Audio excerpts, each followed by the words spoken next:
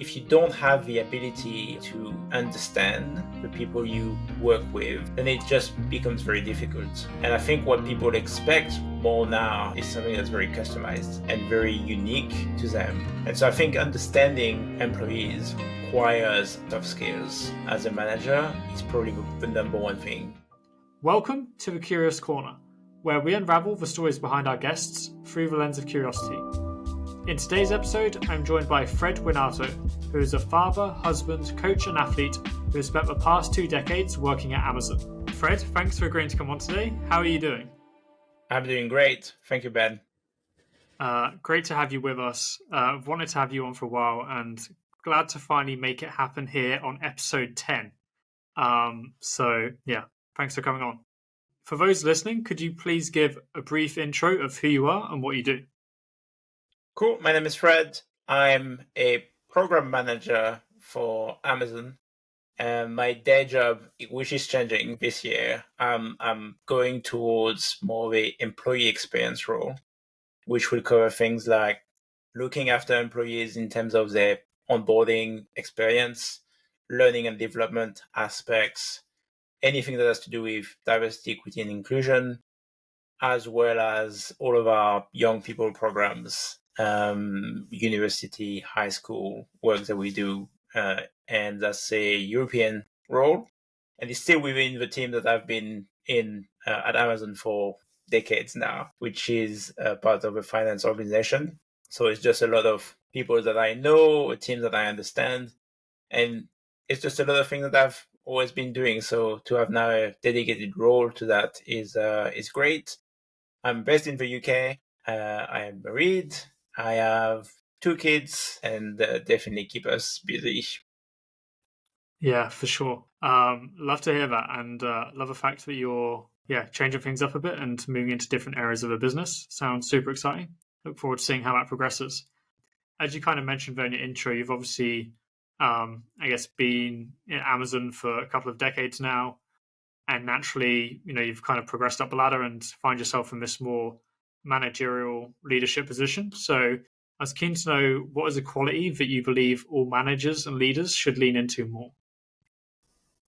Probably, you could say empathy, just because I think people management is even more now than maybe in the past, really about the people. And if you don't have the ability, or if you're not working on the ability to understand the people you work with, then it just becomes very difficult. I think as a manager, you may rely on strategies and things you've used in the past, but it's just very broad in terms of the approach.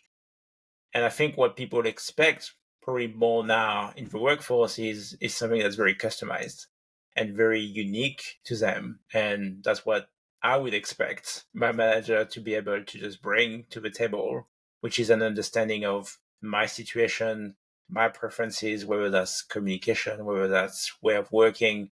And so I think understanding employees, which probably requires a degree or work done on soft skills as a manager, is probably the number one thing you have to bring to the table. And I'm sure there's lots of managers out there that, don't necessarily think that way. But to me, for long-term relationship and development of people and a better, team, then that's a must. 100%. And I feel like as you progress into this new role, and like you say, kind of more new people coming into a company and onboarding, I'm sure you're going to have to deal with that a lot more because, like you say, everyone has their own needs and, worries, and just kind of onboarding them in their own way. And just at the end of the day, being a human being. What is something you had to learn the hard way when you're just getting started in your career that you feel has stuck with you today? Probably would have to do with ownership. And I think it's probably from my background and the way I was raised, I've kind of always had the father figure and the coach and the person that basically tells you what to do. And I probably relied on that throughout the first, part of my career, throughout, my upbringing. And I think the sooner you realize that you are in control, you do have a lot of ownership. I think I've been lucky to just join a company like Amazon, for which ownership is a recognized trait that you can be measured against, that, is encouraged. I mean that I've had, time to develop into just taking more ownership and being more proactive in what I want. And I didn't learn it quick by any, stretch of the imagination, but I feel like I've always been able to onboard and take things up, even though I may change slowly. I will change, which I think is definitely a quality. And yeah, that's probably what I would say then. Yeah, I feel like it's always difficult when you're, especially I think if you're young and you're moving into an organization, some people just want to get on with it and like have more, like, I guess you almost have to earn like trust and responsibility. And it's probably a bit of both sides. Sometimes like you go into a new job and maybe you haven't worked on that field before, and therefore you need to, bit more like coaching involved and like, how do I do this? And then other times you can come in and be like, oh, I just want to have a freedom to, get on with it, Like some people just want to get on with it and have more ownership, but almost because they've only been at the organization for like 3 months, like they haven't really earned their stripes yet, or they haven't.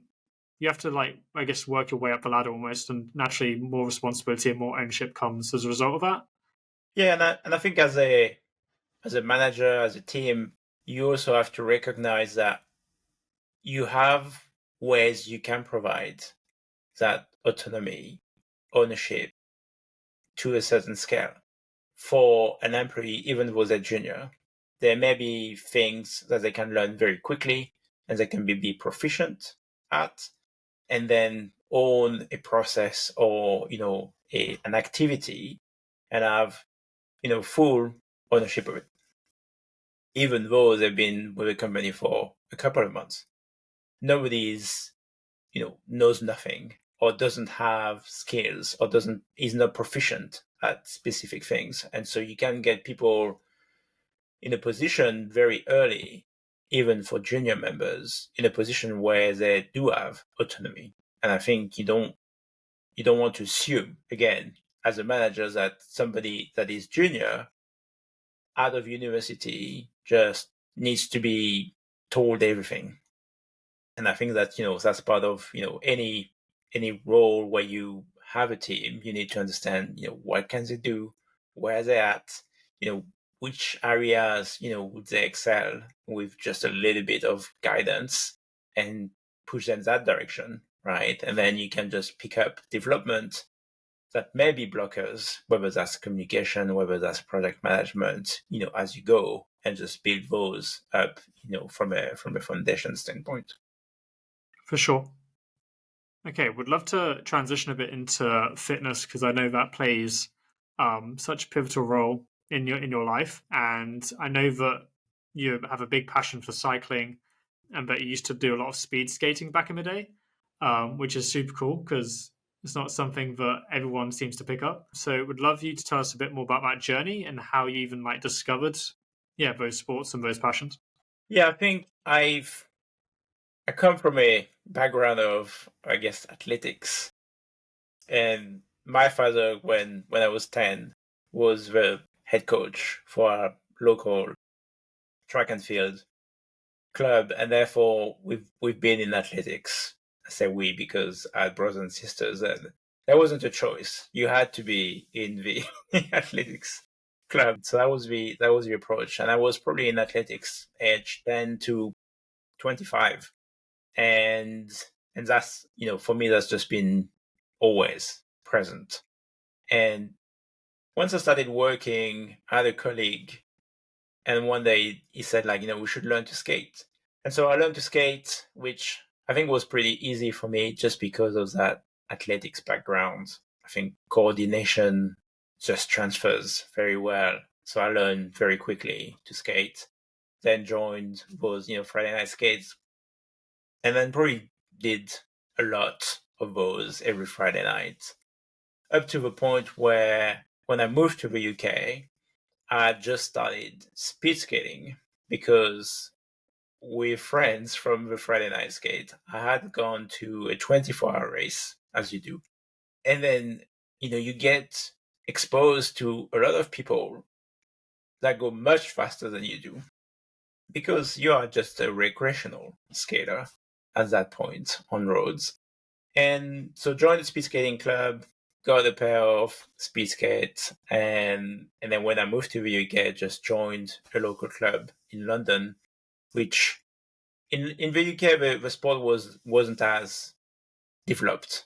Did that for 10 years. Started cycling mostly indoors, doing going on Zwift, which is basically a virtual platform where you can just hook up your bike to a turbo trainer, get your computer to basically play a video game that is the environment, but you have the same interaction with other riders, social conversations, and so it's a very engaging experience. I would probably train every day.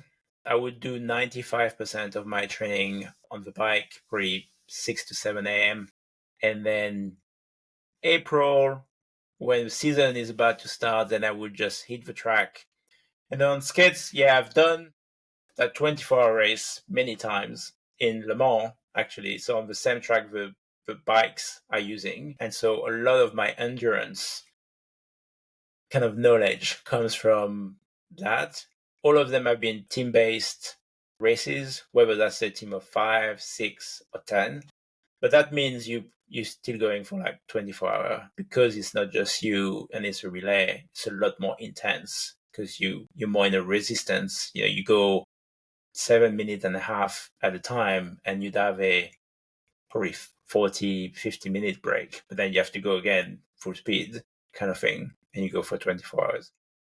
Always love those.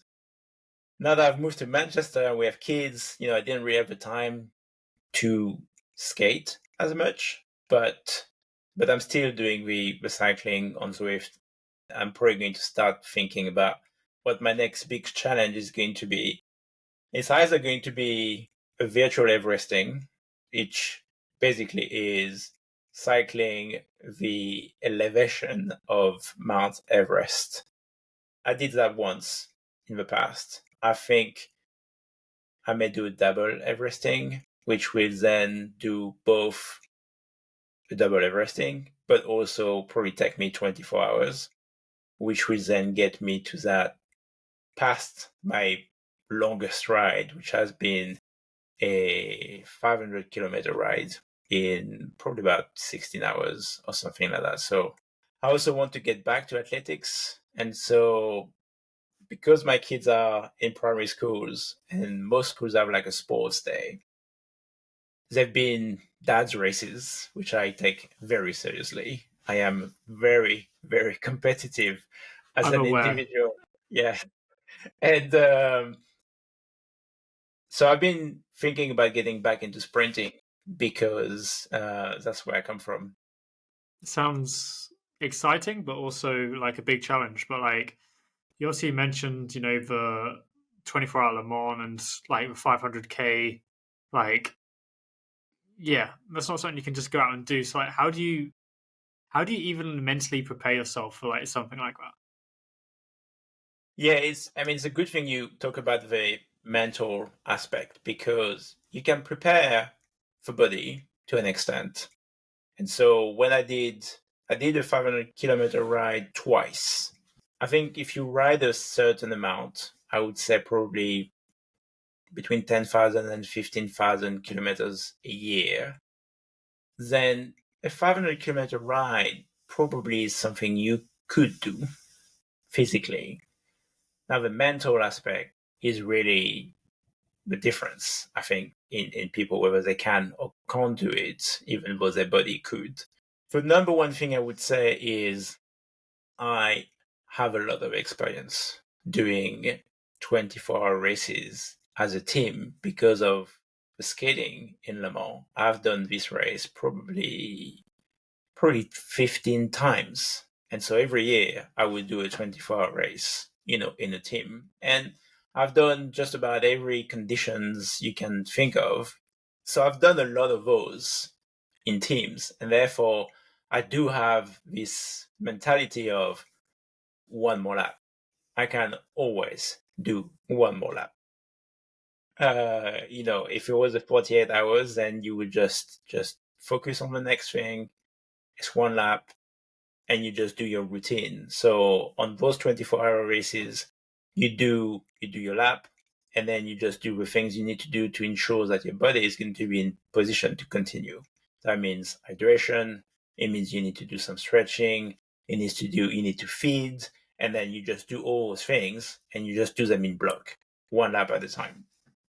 I have hyperfocus, which comes from probably ADHD, which I was diagnosed with at the end of last year and kind of explained a lot of things in my life. But hyperfocus is one of the traits for people with ADHD, which means when I do something like this, which is really a single task, I can stay focused on it for hours on end and not really feel like I need to go and do something else or be distracted to the point.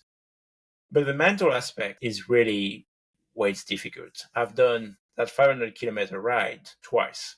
And once I did it at the best weight, the best conditioning I could be, and I was fairly rested when I did it. And it was hard, but again, I managed to do it. The second time, which was a year ago, I was not as fit. I was heavier and I was knackered by the time I started. And probably at 300 kilometers in, I made the decision I wasn't going to finish because it was just that hard. And so I kind of dragged myself to 350 and I tell the team I'm going to stop at 400 kilometers because I don't think I can do 500. When I got to 400, then I decided I was just going to do a little bit more. And then you probably just say, I'm going to do 10 kilometers. And so this is going to be 410. And I think it's strategies like this one more lap kind of approach that then you kind of downhill. You 410, you 420, you 430, 40. I'm not going to lie, that was still brutal. And I had to bring literally everything I had, to just power through that. And for me, what that meant is once I hate to let people down, I will let myself down without any problem. But others, that's a problem. And I knew there was 5-7 other riders still doing the 500-kilometer ride. If I stop at 400, I'm providing a path for them to quit. And I had a really big problem with that. And so that was one of the things for me that just kept me going is I just couldn't let the rest of the team down. And so, along with that, I, self-motivated by doing things like I told my son I was doing 500 kilometers. I was not going to let that not happen. And so, I think the mental aspect is huge. It's all, down to your capacity mentally is going to be, how rested you are, and then more than anything else. It's kind of like a bank reserve of mental fortitude you have. You can't afford to show up tired. And I think, it's true to a 24-hour race because you're pushing the boundaries. It's true to any day. If you show up tired, you're not going to be 100%. Super interesting. Yeah, I love the one lap mentality. And I think that kind of applies to like many walks of life of how, whether it's fitness, content, business, like whatever it is, of just like almost seeing, I guess, like Everest and like seeing the, the big giant goal in front of you, but just like breaking it down like 1 mile at a time, one lap at a time, one step at a time, and just like breaking it down then kind of removes that fear and intimidation. And then yeah, like the accountability piece of like telling your son, it's like, well, I'm not going to let him down now, because naturally as a father, you're kind of like a role model for your kids. And if you then tell them you're going to do something and then you don't do it, then the same way how you said that you're giving your teammates a pathway to like check out early as well, you're also then giving them a pathway. So yeah, super super interesting, and I love those points.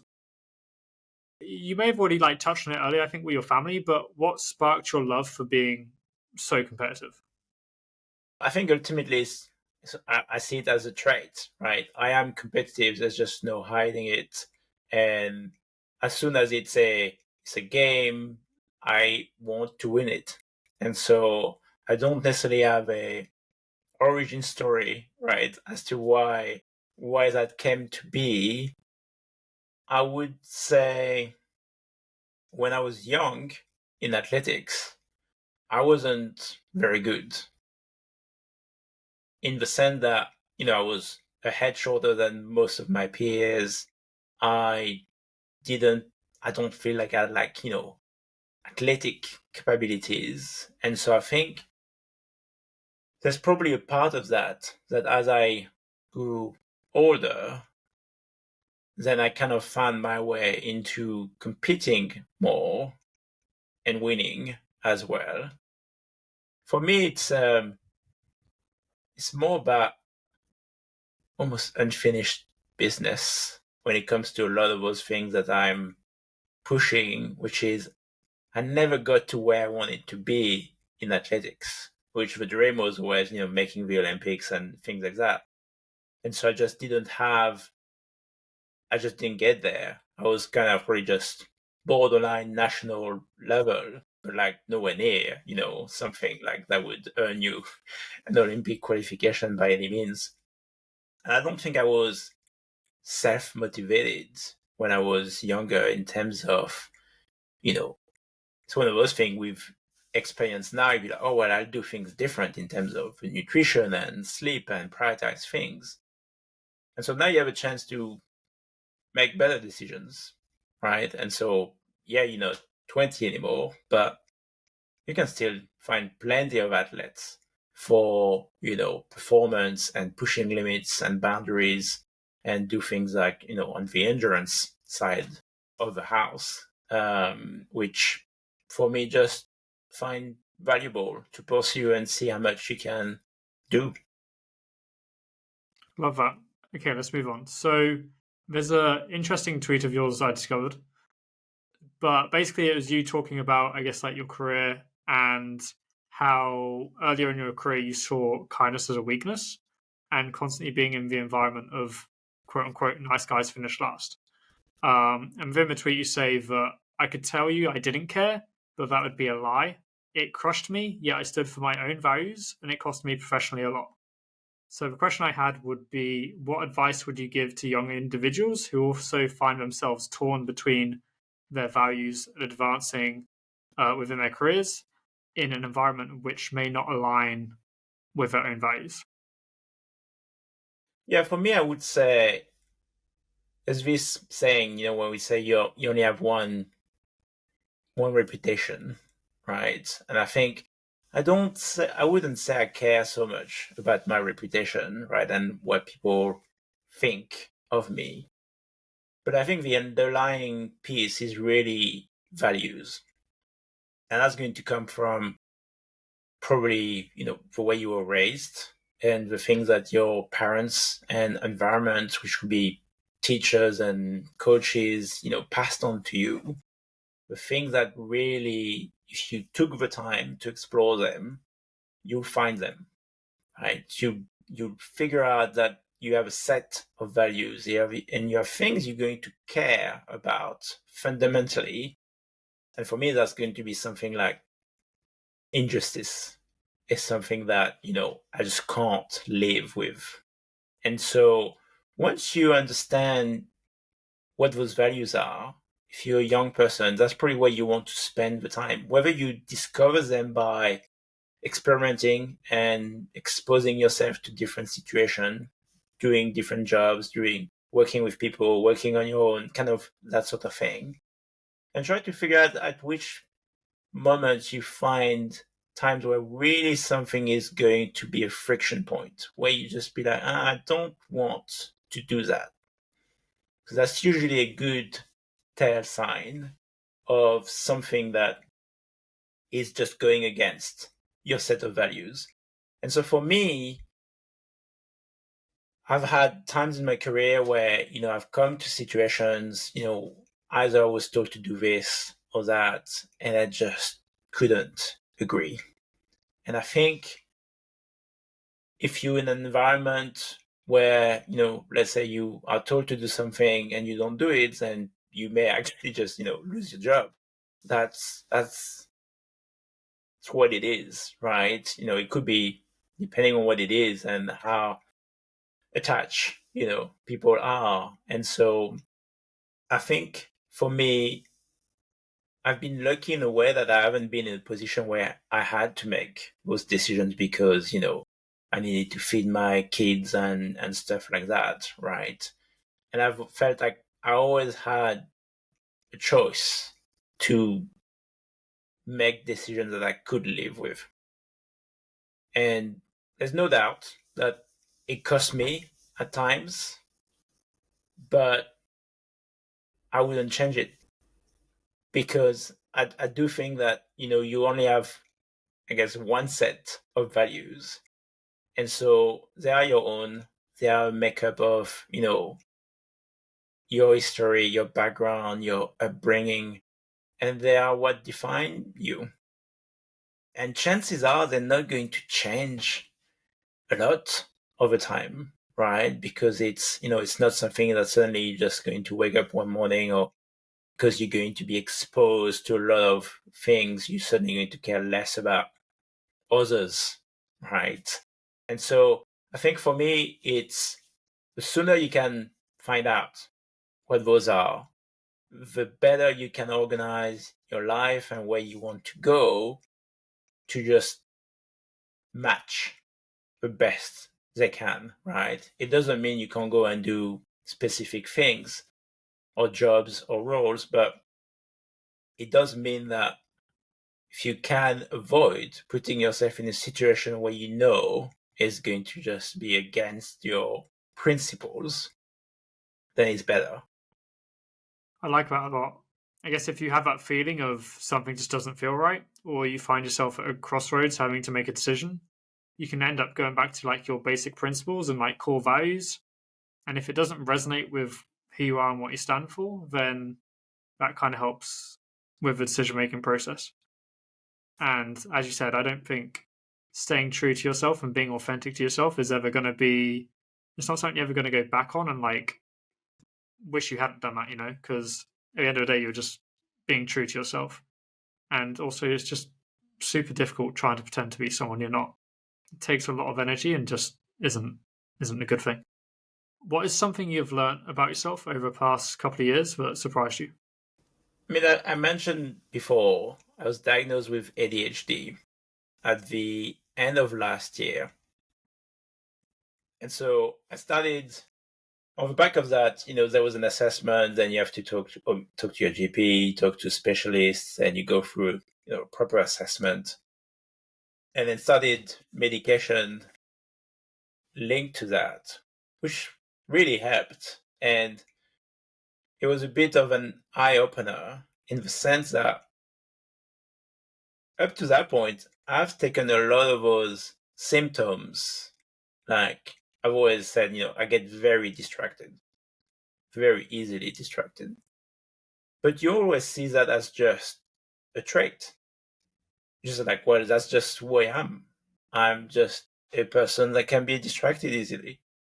And you kind of build things around in your life, processes, systems, mechanisms to limit the impact of that trait. The same way you would do with almost any other tendencies or behavior that you have.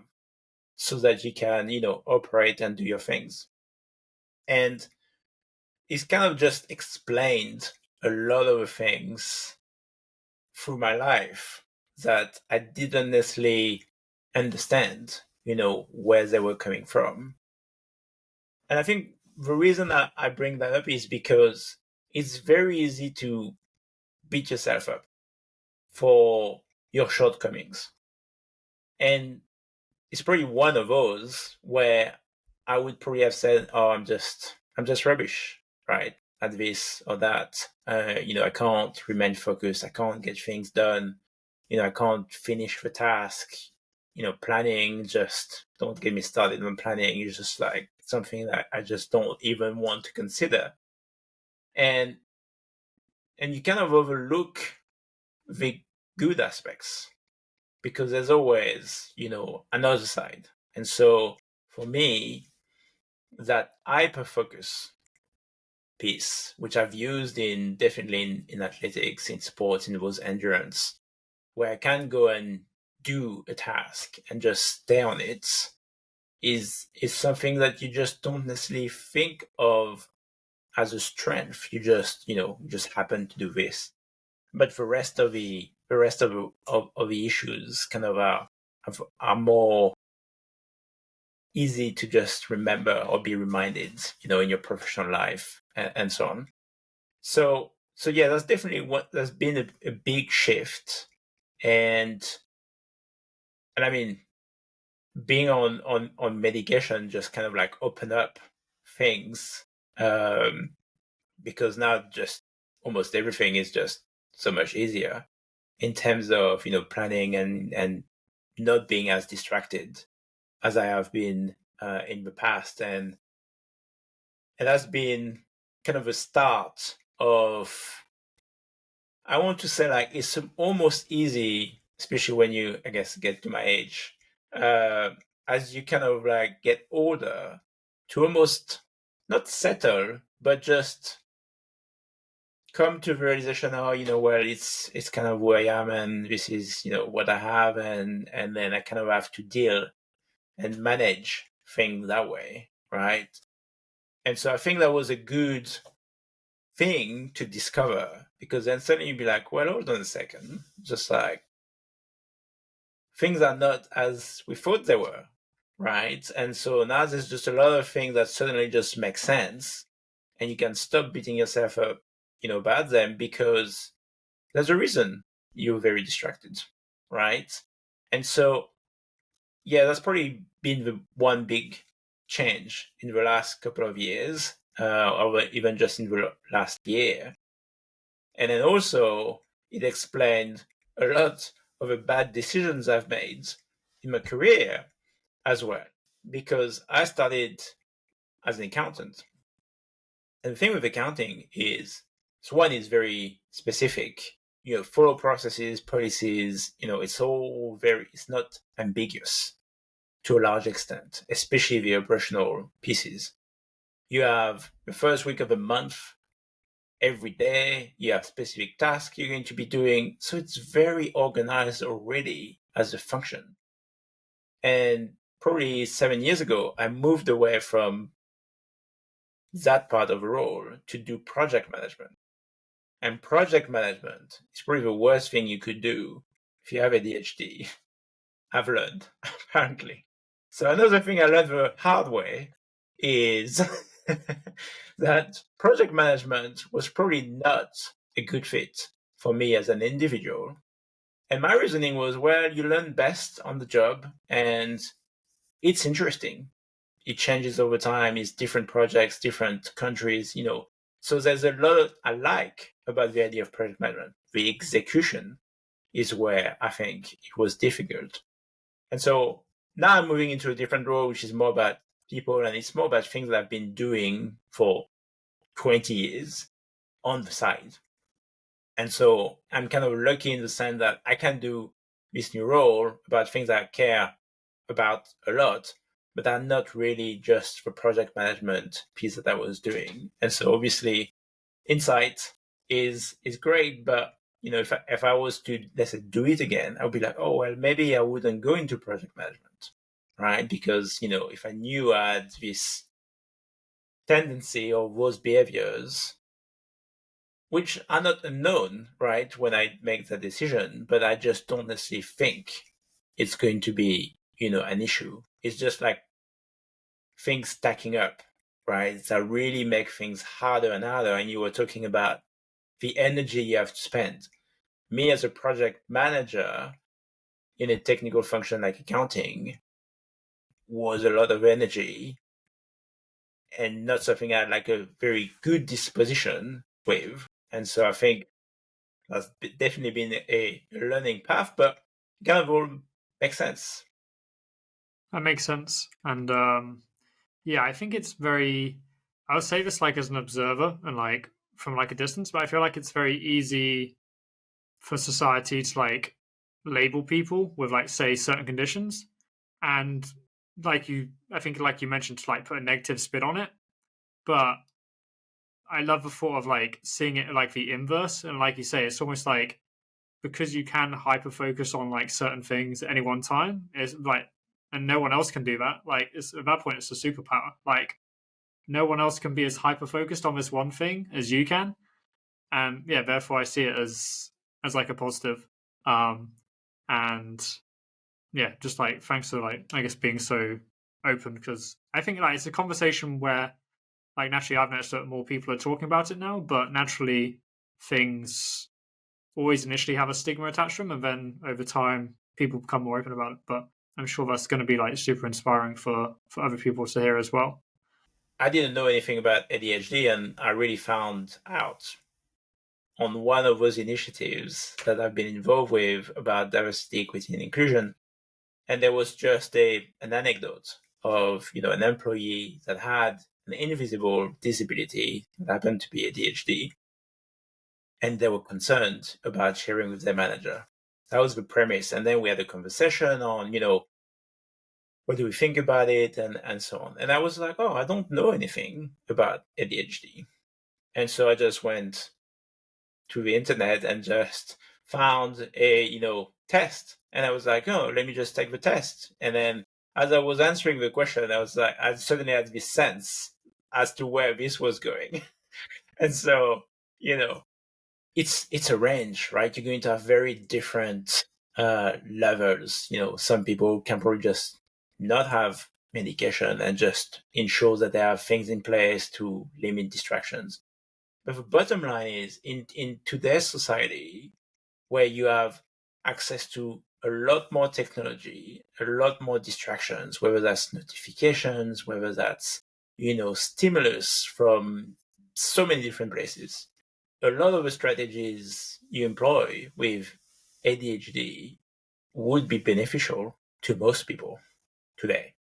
And so I think, it's one of those where there is a big range and probably a number of different conditions under that label of ADHD. But the way we're going, and when you check, how much tension and focus people can bring to things these days because of mobile phone usage and social medias and, scrolling and a lot of things people with ADHD have to do to just ensure they can deliver on things, most people will have to do because more and more people are actually displaying ADHD symptoms, even though they don't have ADHD. Yeah, I've kind of noticed that a lot as well. You say that your goal in life is to give more than you have received. So I'd like to know, what does this goal mean to you personally, and why is it so important to you? It's an interesting one because I don't know if I'm actively working on it. That's maybe not quite true. I'm actively working on it. I'm not measuring it, which if you don't measure, then let's say, 50 years from now, when I want to just say like, oh, did I will probably have a sense that I did. But it's also very hard because you received a lot. And I think as a parent, I have now come to realize just how much my parents gave me in, all sorts of things, whether that's, providing an environment where I can, grow and develop, to the support, to the ever presence of them, and taking you to do your things, and you're talking like decades, and it's ongoing, right? It never really stops. And that's just your parents. Then you have like all the people that helped you along the way, your teachers. For sure they paid for it, but nonetheless, you've received a lot. And I grew up in France, in a developed country. My family, from my father, come from a small country in West Africa, Benin. And I didn't go there until I was probably 30. And it's a third world country, very poor. And when you go and you're not a tourist, and you realize that, the vast majority of your cousins, live in that environment. And some of them will die very young. And we're talking 30s, 40s, all things that you would expect nobody should die from. It gives you a little bit of perspective, right? And I think for me, our family, is one of the 13 houses of royal families of the kingdom of Dahomey, which is no longer a kingdom. But my father is the eldest son of that family, which makes me basically the second person in line for a family that has thousands and thousands of people in it, and vassals, families, and so on. Which means you can never really, even though you live far away and you're not super involved with running of a family, because there's obviously people that do that, you do have a sense of responsibility on your shoulders at all times. That at some point you're going to have to do something about supporting your family in a way that's probably more meaningful than you have done so far, which is complex because you can't just say, oh, let me just go and do those things. It's not like a non-profit project that you run, it's your family, right? And so, shifting, you can't make a country just grow out of poverty and then suddenly just impact your family, at that scale. And so it's a very complex one. And I feel like to a large extent, I've done more with probably my immediate family, my brothers, and be in a position where I can support them, whether that's financially or with time or, other things they require. But also a lot of people, that you would say like are strangers, right? Whether that's through, fundraisings or supporting people. And it's always this balancing act. Sometimes you look at, I don't hesitate to give money or support to somebody that I didn't know a week ago. Yet when somebody that's a distant cousin asks for money, you just can't really quite do it because it just feels like maybe it's not genuine, right? It's just this, they're just asking because they know you have potentially means. And so I think at some point I probably sit down and just figure out a proper strategy for that, because I think that's probably something where I still have a gap. Right now, high level, my view is at some point I will do something that has to do with sports. That may involve, building a speed skating track in Benin that is at, international standards. Obviously, that's a complex project and also, funding enterprise. And so that's definitely not a position I'm in today, but it's also one where you probably need to just work on it proactively. But I don't think it's where it needs to be just yet, just in terms of intent. I think it's very kind of like I will go do things as they present themselves, but I don't have like, this big strategy of like, how do you really change people's lives at a scale that you feel like you've really employed and, brought whatever potential and energy you have to do that. And so we'll see where that goes. But I think in general, I think I've been lucky in just the way I was, brought up. My parents, I think, were always, running non-profit organizations and things like that. So I think the DNA plays a big part here, that I've always had a tendency. And so I feel like I'm always in this giving mode. But yeah, I'd like it to be more specific and maybe more strategy around it so that it can really be something that I deploy. Yeah, I love that. And I think yeah, just on the whole, like how you measure that, like I think it's very subjective, right? Um and if it's something like impact, then that's very hard to measure because one person you could completely transform and change the trajectory of their life, or you could help like, a couple hundred people and they look up to you and, they're the reason why they decide to be the positive half glass full kind of guy or gal. So yeah, very difficult to measure. Final question. What is the greatest gift another human has given you? Greatest gift. For me, it has to do with belief. And I would have to be somebody that believed in me.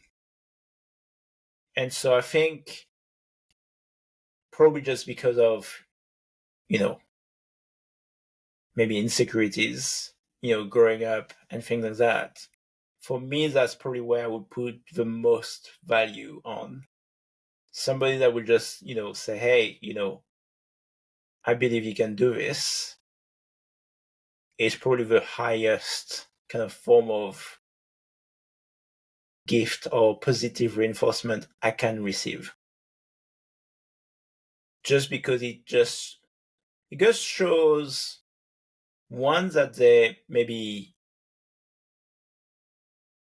believe more than you do, that you have capacity and potential, but it just shows that they invested in a way, right? The fact that they have an understanding of who you are, of your capabilities, and the ability to just do something, I think just shows a level of involvement that I think resonates in general, I think, with people. But for me, that's probably, I would think, would be my most prized gifts. And I think you find belief in a number of places. Definitely people that are close to you, but also managers that would be like, I think you have great potential and you can do this, and you have like places where you display those things, and you'd be like, huh, that's nice. But also my kids, right? Kids are like super optimistic, and so they will, I see it in my sons. For them, I could do anything. There's almost nothing that is impossible for me to just do. That's kind of like how you view your parents before you understand maybe the limitations and the world. And so I think it's a almost unlimited amount of belief in an individual, which I think is a great source of motivation in general.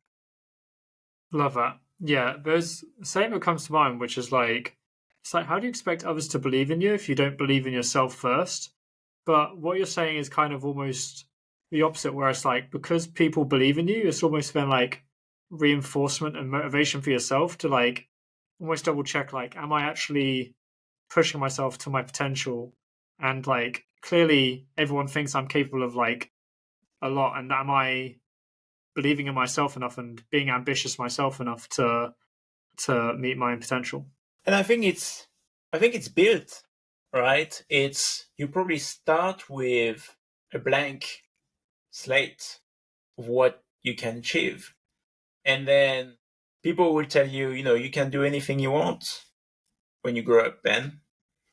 But then when you say, hey, I want to be a pilot, then they'd be like, or a professional footballer. They'd be like, well, maybe you can pick something a bit easier. And so the belief gets taken away, I think, more than anything else. And, as you grow up, you just get confronted with realities of what it will take or whether it's even an opportunity for you. And it often takes very special people to actually get there regardless.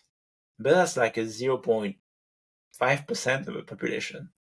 The rest of us have to be built up to a place where we can believe in ourselves to do something, right? And that can also come through just doing something enough times that you just build the belief that, you are competent at doing something and you can just maybe go one step further.